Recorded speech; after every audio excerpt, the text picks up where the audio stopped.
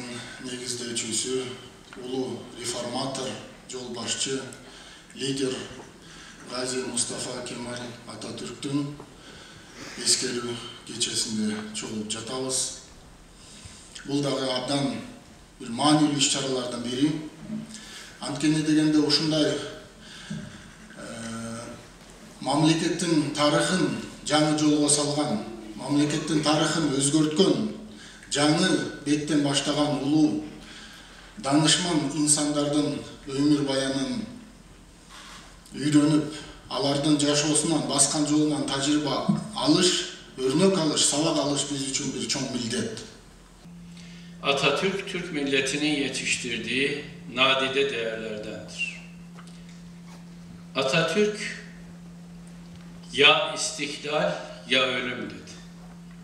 Bunu herkesin söyleyeceği bir söz değil.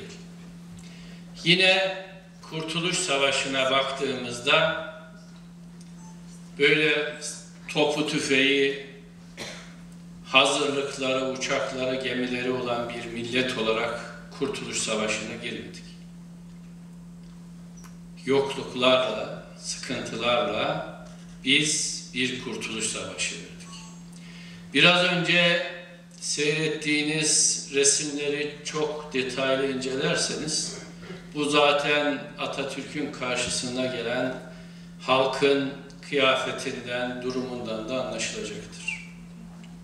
Ama bir şey var, o da yürek. O yürek olmasa kurtuluş yapmak mümkün değil. Atatürk'ü, silah arkadaşlarını ve şehit olan bütün şehitlerimizi rahmetle anıyoruz, minnetle arıyoruz. Onların sayesinde bugün biz buradayız. Önlerinde saygıyla eğiliyorum. Sağ olun, var olun.